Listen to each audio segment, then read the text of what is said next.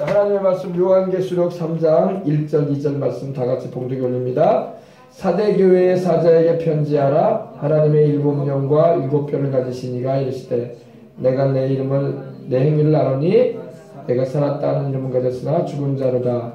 너는 일깨어 그 나무밭 죽게 된 것을 굳건하게 하라. 내 하나님 앞에서 내 행위에 온전한 것을 찾지 못하였노니.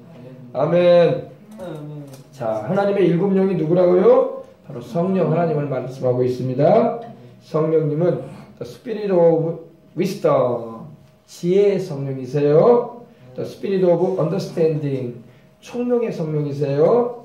The Spirit of Counsel, 바로 모사의 성령이십니다. The Spirit of Might, 재능의 성령이십니다. The Spirit of Knowledge, 지식의 성령이십니다. The Spirit of the Fear of the Lord, 주를 경외하게 하시는, 주를 경외하는 성령이십니다. 아멘. 자, 오늘은 그 네 번째 우리 주의 성령님은 오늘 우리 그 세 번째 우리 성령님은 바로 Spirit of Counsel, 모사의 성령님. 모사의 성령이 있어요. 모략의 영이라고 합니다. 모략의 영. 모략은 지혜의 또 다른 표현입니다. 지혜의 또 다른 표현인데, 모략이라는 말은 뭐라고 하면요, 아주 지혜를 잘 사용해서 전쟁이나 또는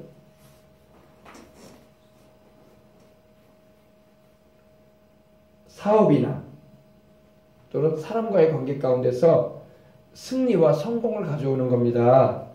아셨어요? 그러니까 이 모사라는 것은 그 의미가 모략을 가르친다라는 그런 의미를 가지고 있어요. 그래서 옛날에도 보면은 이 삼국지에도 보면 어떤 내용이 나옵니까? 삼국지에도 유비, 관우, 장비가 있지만은 제갈골명이라는 모사가 있었어요. 그죠? 책략가라고 하죠. 그죠? 그래서 전쟁을 나갈 때에 전쟁은 바로 군인들이 하지만, 장수들이 하지만 그 뒤에서 전략을 짜주고 또 방도를 가르쳐주는 것이 바로 이 모사입니다. 모사라는 것은 바로 그런 의미를 가지고 있는데, 모사 중에 모사가 바로 하나님이에요. 할렐루야. 모사 중에 최고의 모사가 바로 하나님이세요. 그래서 우리 주 예수님의 이름으로 우리 가운데 내주하시고 함께 하시는 그 성령님이 최고의 모사가 되시는 거야. 할렐루야. 네. 하나님 말씀 한번 찾아봅시다. 시편 16편 17절. 시편 16편 17절. 하나님이 바로 모사세요. 자, 하나님 말씀 시편 16편 17절. 시편 16편 7절. 7절. 읽어봅시다. 다 찾으셨으면 아멘 하십시다. 네.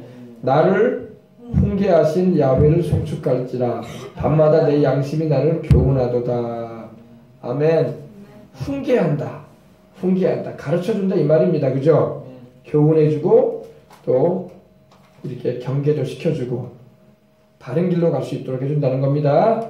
바로 하나님이 바로 훈계해 주시는 분이에요. 또 시편 32편 8절. 시편 32편 8절. 시편 32편 8절을 찾아주시기 바랍니다. 우리 큰 소리로 한번 같이 한번 봉독해 올리도록 하겠습니다. 내가 너의 갈 길을 가르쳐 보이고 너를 주목하여 훈계하리로다. 하나님께서 우리가 가야 할 길을 가르쳐 보여주신다는 겁니다. 그리고 우리를 주목하신다는 게 뭐예요? 우리를 바라보시고 훈계해 주겠다. 교훈도 해주고 또 경계도 해주겠다 말씀하고 있는 겁니다. 또 시편 33편 11절.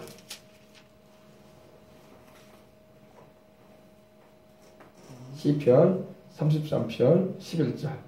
다 찾으셨습니까? 야훼의 계획은 영원히 서고 그의 생각은 대대에 이르리로다. 하나님은 계획을 하시고 그의 생각대로 행하시는 분이에요. 할렐루야.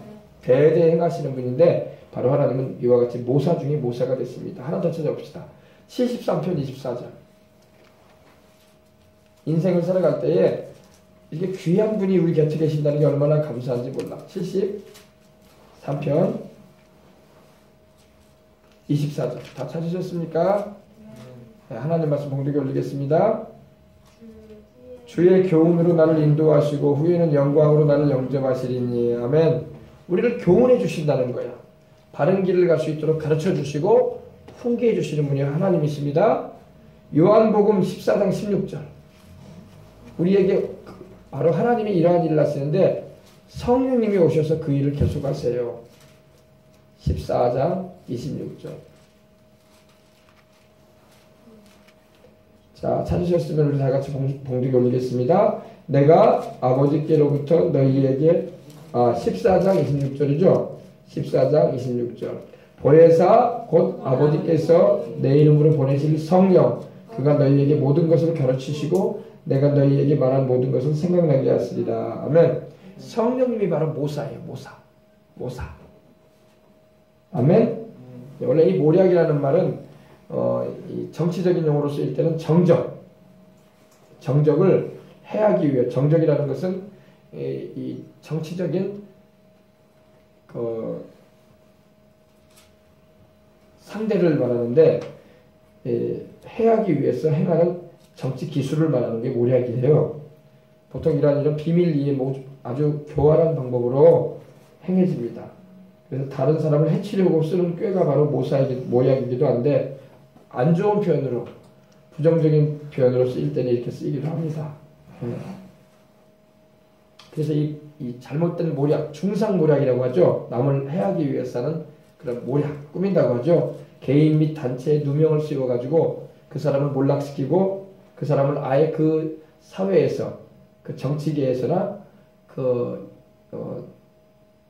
활동하는 영역에서 매장시키는 것이라고 합니다. 날조시키고 기만해가지고 사람을 아예 영향력을 잃게 만들려고 하는 그런 속임수가 쓰일 때도 있어요. 그때도 이 모략이 쓰이는데 우리 하나님은 그런 모략을 안 하십니다.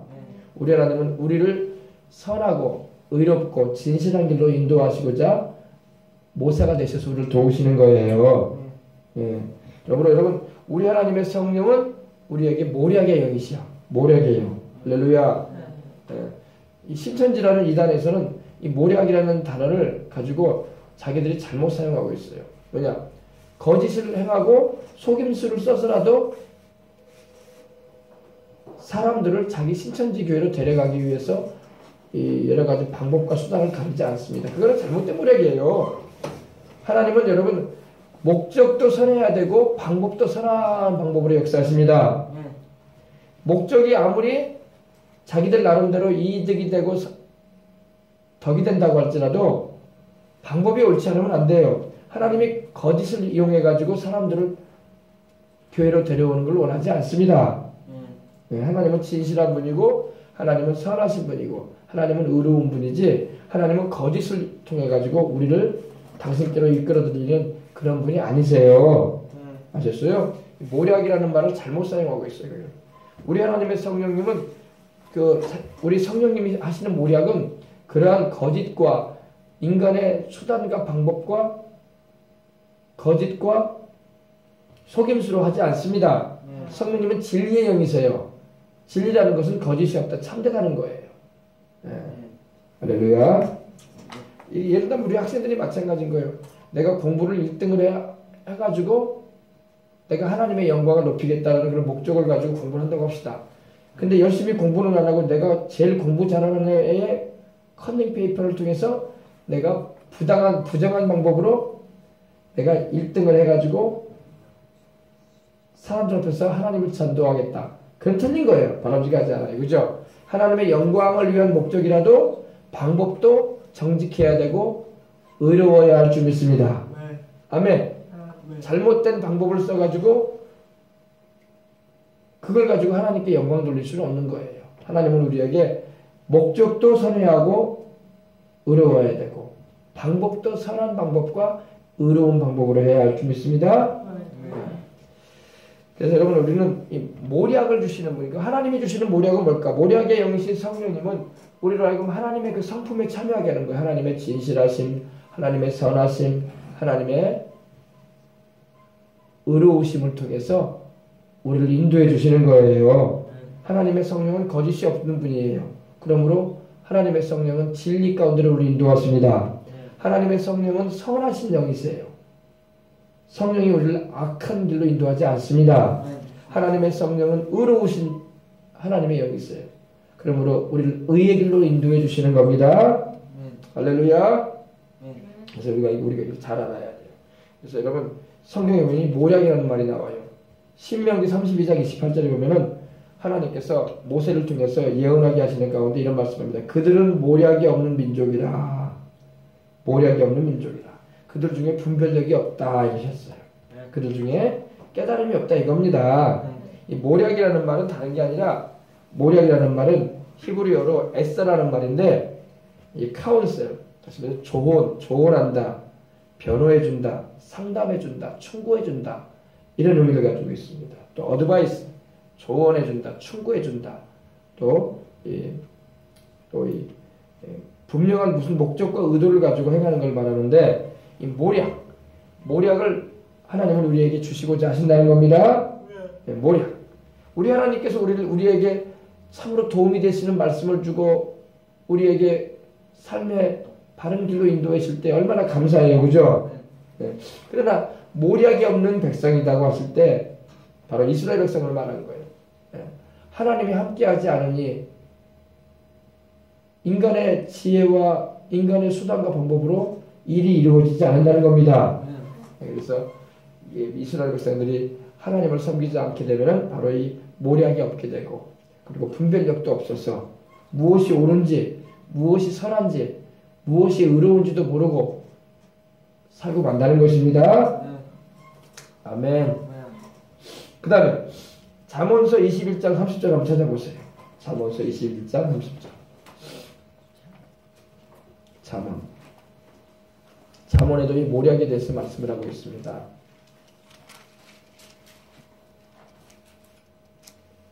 다 찾으셨으면 아멘 합시다. 잠언서 21장 30절. 지혜로도 못하고 명철로도 못하고 모략으로도 야훼를 당하지 못하느니라. 아멘. 여기서 말하는 지혜가 뭘까요? 바로 인간적인 지혜야. 인간의 지혜로 하나님을 이길 수가 없어요. 인간의 명철로 하나님을 이길 수가 없습니다. 명철은 다른 말로 하면 이 명철이 바로 이 분별력이에요. 분별력. 이해를 잘하고 알아듣는 걸 말합니다.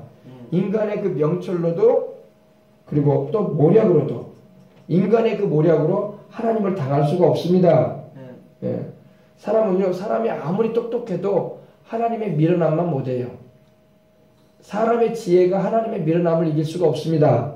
하나님은 미련하지도 않으실 뿐더러 사람이 아무리 똑똑해도 하나님 앞에 설 수가 없어요. 하나님과 싸워서 이길 수가 없다 이겁니다. 아셨어요? 인간의 지혜라는 게 제한돼 있어. 하나님이 사람을 창조할 때 무한한 지혜를 인간에게 주지 않았어요. 제한된 지혜를 주셨습니다. 제한된 총명을 주셨어. 제한된 모략을 주셨단 말입니다. 그래서 아무리 똑똑하고 잘난 사람도 하나님과 승부해서 이길 사람은 없어요. 야훼를 당하지 못하느니라. 아멘. 이 당하지 못한다는 영어 표현은 against the Lord라고 했는데 바로 하나님을 대적해가지고 상대해가지고 이길 수 없다 이겁니다. 그러니까 이 말씀 딱 듣고 아예 하나님 앞에 순종하고 살 생각을 해야지 내가 스스로 교만해져가지고 하나님처럼 내가 똑똑한 양 행동했다가는 부끄러움을 당하고 죄에 빠지고 마는 겁니다. 알겠어요? 근데 이 성경에 보면요, 이 모략가가 나와. 모략가, 책략가라고 하죠. 모략가가 나오는데 바로 이 아히도벨이라는 인물이 나옵니다. 아히도벨. 딱 아히도벨은 바로 누구냐면은 바로 다윗의 이 모사였어요. 모사가 뭐라고요? 다윗에게 여러 가지 전략을 세워주고 전쟁이나 여러 가지 일을 해나갈 때에 고문이 되어가지고 이 참목격으로 도움을 줬던 그런 인물입니다. 근데 이 아히도벨이라는 인물은 자기 이름이 참 재밌어. 아히도벨이라는 게 히브리어로 그 의미가 내 형제는 어리석다 이런 분들 좀 있어요. 내 형제는 뭐라? My brothers is foolish. foolish. foolish. 내 형제는 어리석다, 바보 같다 이런 걸 가지고 있어요. 이 fool이라는 말이 바로 이 판단력이 부족하다, 어리석다, 바보다 이런 의미를 가지고 있거든요. 근데 아히도벨은 아주 지혜가 있던 인물이었어요. 근데 이 아히도벨이라는 인물은 말 그대로 이 카운슬러였어요. 카운슬러. 바로 다윗의 카운슬러였어요. 여러 가지 상담 전문가, 상담사라고 하죠. 요즘 상담사, 변호사. 다윗의 30용사인 엘리암이라는 그런 용사가 있었는데 그 용사의 아버지가 바로 아히도벨입니다. 그리고 아주 유능한 다윗의 모사였어요. 상담자였어요. 근데 여러분 잘 알죠? 솔로몬을 낳은 이 밧세바의 할아버지가 바로 아히도벨이야. 엘리암이라는 사람이 바로 밧세바의 아버지야. 알겠어요? 그러니 나중에 이 다윗의 모사가 되었다가 나중에 다윗을 배신하죠. 이 아히도벨이. 그래서 뭐 한간에는 그런 생각도 해요. 자기 손녀를 범한 다윗 왕에 대해서 실망을 느낀 나머지 후에 다윗의 아들이었던 압살롬의 이 모반에 동참을 했다. 이렇게 보는 분들도 있습니다. 나중에 아히도벨은 자기의 그 모략을 압살롬이 따르지 아니함으로 인해서 후세라는 인물의 모략을 압살롬이 따르거든요. 그로 인해서 실망을 하고 자기 고향으로 돌아가서 목매어 자살하고 맙니다. 인생을 그렇게 마칩니다. 근데 일단 찾아봅시다. 사무엘하 15장 31절, 34절 두 절 봅시다. 사무엘하 다 성경 찾아봅시다.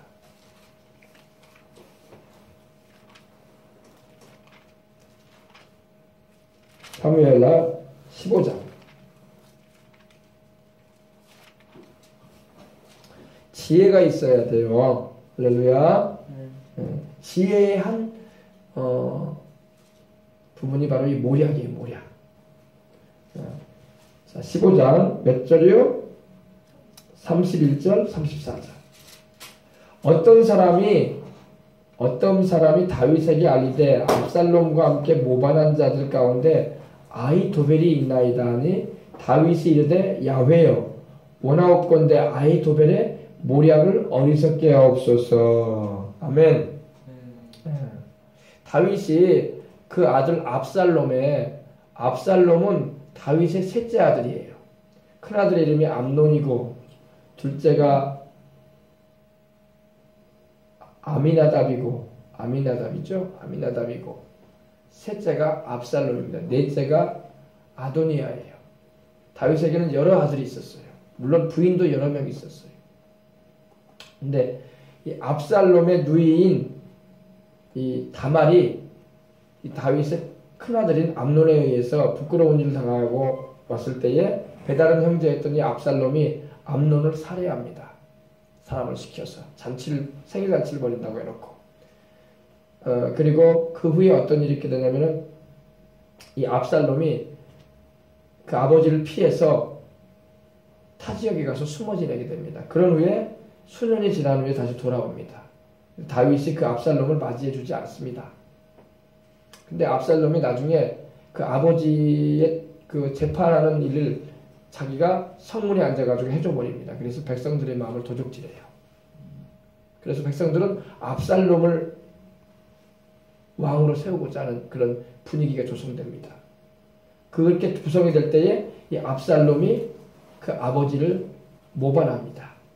그 아버지를 죽이고 왕궁을 보위를 차지하려고 음모를 꾸밉니다.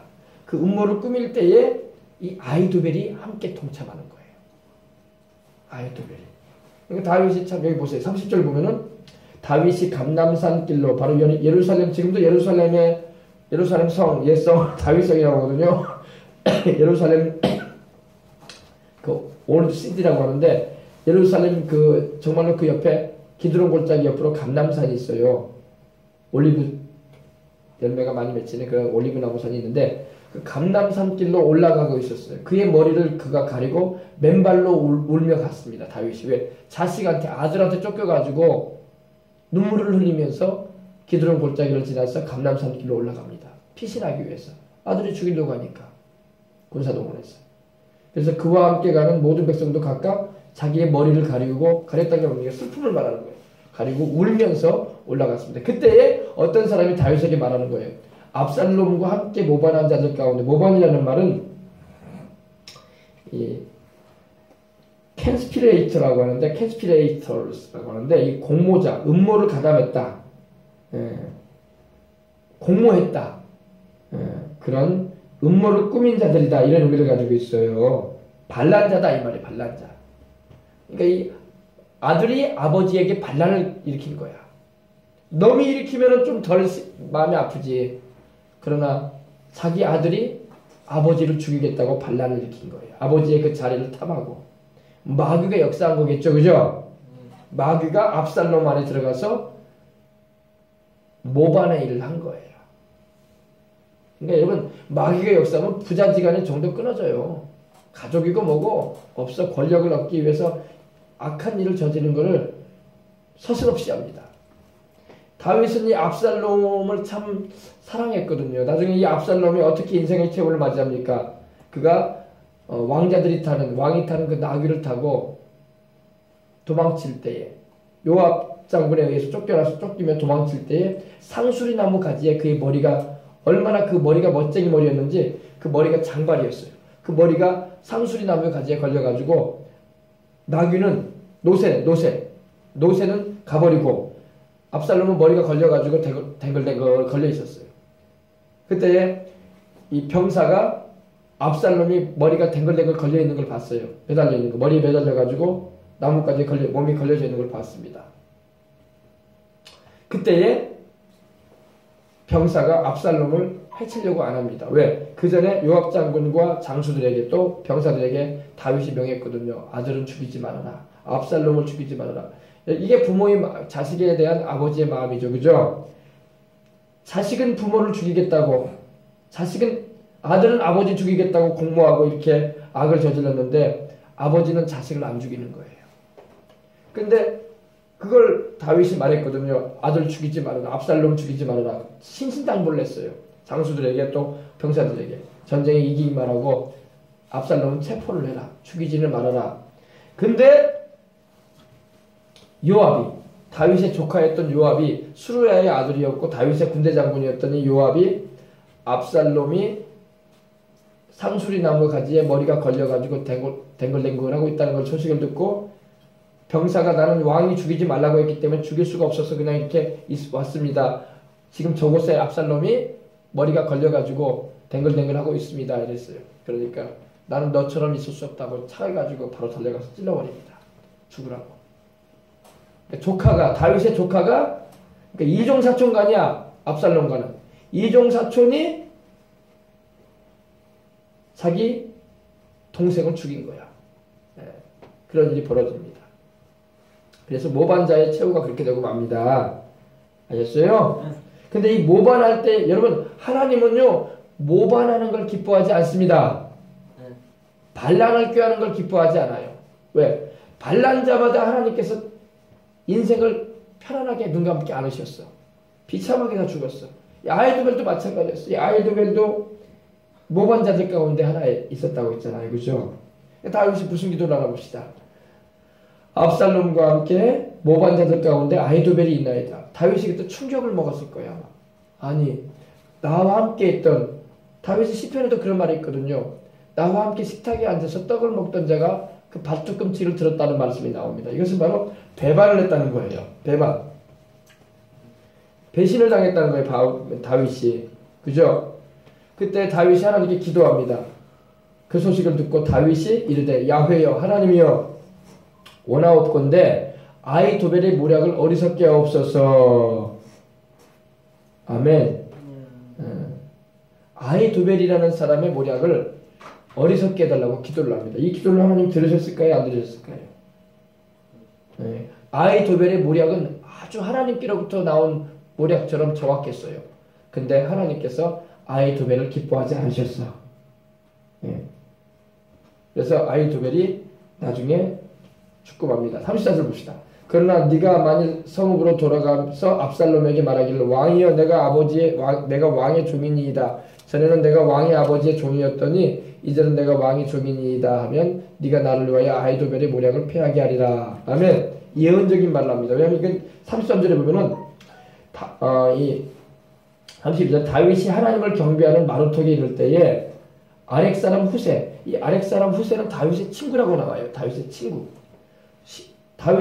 다윗과 함께 이스라엘에 사는 유다 백성이기도 하지만 또 이 다윗과 가까운 친한 친구의 역할을 해줬어요.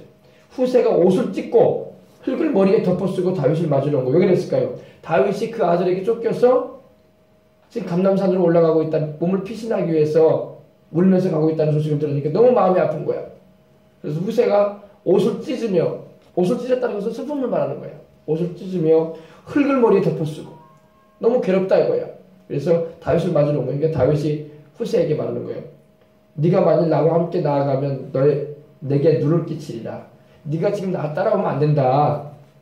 그러나 네가 만일 다시 예루살렘 성읍으로 돌아가서 압살롬에게 말을 해라.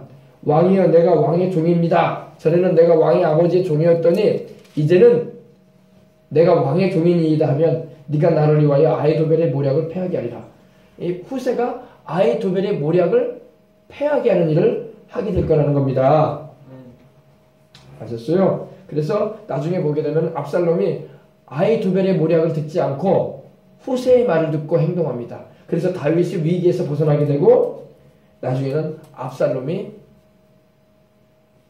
그 모발을 했다가 결국에는 죽음을 맞이하게 되고 만다는 걸 우리가 알 수 있는 것입니다. 그래서 하나님이 원하옵건대 아히도벨의 모략을 어리석게 없소서 하니라. 이제 아히도벨이 어떻게 되나 봅시다. 아히도벨이 계속 이 압살롬에게 그 아버지인 다윗을 죽일 수 있는 길을 열어줘요. 방법을 가르쳐줍니다. 빨리 기습 공격을 해가지고 다윗과 그 군대는 지금 쫓기고 있기 때문에 빨리 기습 공격, 빨리 공격해가지고 그 군대를 섬멸하고 다윗을 죽이라. 그렇게 말합니다. 근데 그거는 좋은 계략이에요. 근데 하나님께서 아히도벨의 계략이 압살롬으로 하여금 듣게 안 하시고 후세라는 다윗의 친구가 말하는 계략을 듣게 만드는 거예요. 그래가지고 하나님께서 다윗을 살립니다.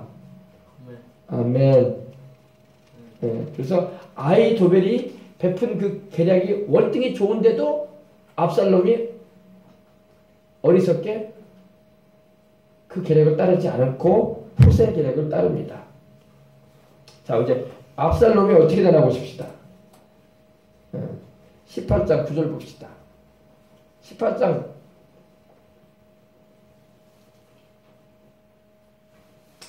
5절부터 보십시다. 왕이 요압과 아비새와 이때에게 명령하여 이르되, 아비새와 요압과 이때는 다 장수들이에요.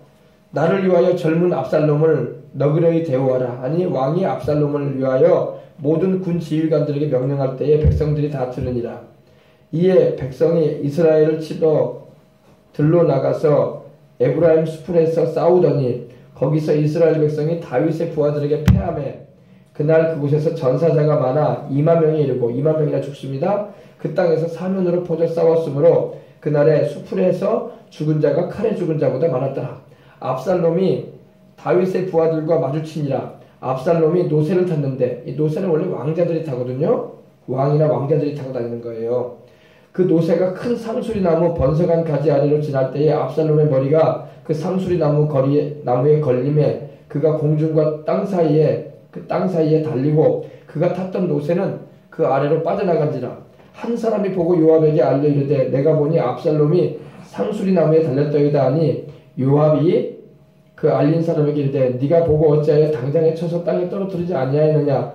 내가 내게 은 10개와 띠 하나를 주었으리라 하는지라. 그 사람이 요압에게 대답하되 내가 내 손에 은 1000개를 받는다 할지라도 나는 왕의 아들에게 손을 대지 아니하겠나이다. 우리가 들었거니와 왕이 당신과 아비새와 이때에게 명령하여 이르시기를 삼가 누구든지 젊은 압살롬을 해하지 말라 하셨나이다. 아무 일도 왕 앞에서는 숨길 수 없나니 내가 만일 거역하여 그의 생명을 해하였더라면 당신도 나를 대적하였으리이다 하니 요압이 이르되 나는 너와 같이 지체할 수 없다 하고 손에 작은 창 셋을 가지고 가서 앞 상수리 나무 가운데서 아직 살아있는 압살롬의 심장을 찌르니 요압의 무기를 든 청년 10명이 압살롬을 에워싸고 쳐 죽이니라. 이렇게 해서 압살롬은 인생을 마칩니다. 왜 다윗이 세상을 떠나기 전에 열왕기상을 보면은 요압에 대해서 솔로몬에게 그로 편안하게 세상을 떠나지 않게 하라고 했죠. 왜 그랬는지 알아요? 요압은 다윗의 충실한 군사였어요. 장수였고 다윗을 위해서 유다를 위해서 싸운 군인이었어요. 근데 그렇게 충성스러운 것 같으면서도 다윗의 마음은 너무 마음을 아프게 했어. 너무 마음을 아프게 했어. 다윗의 마음. 다윗은 요압의 삼촌이거든. 자기 누나의 자기 엄마의 동생이란 말이에요. 동생. 그러다 보니까 자기 외삼촌이죠. 그죠? 외삼촌이기 때문에 충성을 다했어. 충성을 다한 것 같으면서도 외삼촌 마음은 너무 마음을 아프게 했어. 이 장면도 지금 다윗의 마음을 아프게 한 거예요. 그죠? 다윗이 죽이지 말라고 하면 죽이지 말아야지. 그죠? 그래 안 그래요? 근데 죽인단 말이야. 그러니까 다윗이 군대 장관이고 자기를 충성스럽게 또 섬겨주기도 하는 이 요압이긴 하지만은 한쪽으로는 너무나 마음이 아파. 너무나 마음이 아파. 왜? 자기가 하라는 대로 안 해. 큰 거에 있어서는 막 순종을 하는 것 같은데 이렇게 다윗의 마음은 너무 아프게 하는 일을 해요.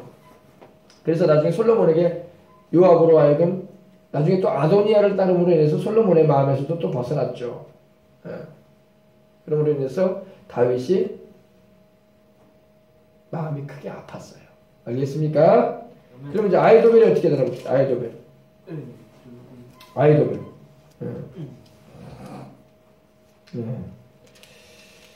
압살롬이 아히도벨의 계략을 따르지 않죠. 17장 봅시다. 17장 15절. 17장 보십시다. 찾았어요? 17장 23절. 아히도벨이 자기 계략이 시행되지 못함을 보고 나귀에 안장을 지우고 일어나 고향으로 돌아가 자기 집에 이르러 집을 정리하고 스스로 목매어 죽음에 그의 조상의 묘에 장사되었더라면 아히도벨도 자살로서 인생을 마쳐요.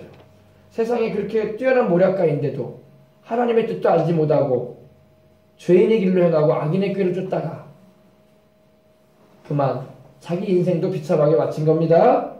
결국에는 자살했으니 천국에도 못 갔을 것이고, 그죠?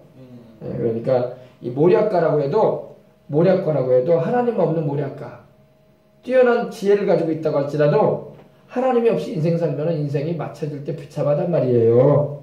알겠습니까? 좀 덜 똑똑해도 하나님 의지하는 사람이 영생도 얻는 거예요. 하나님 의지하지 않고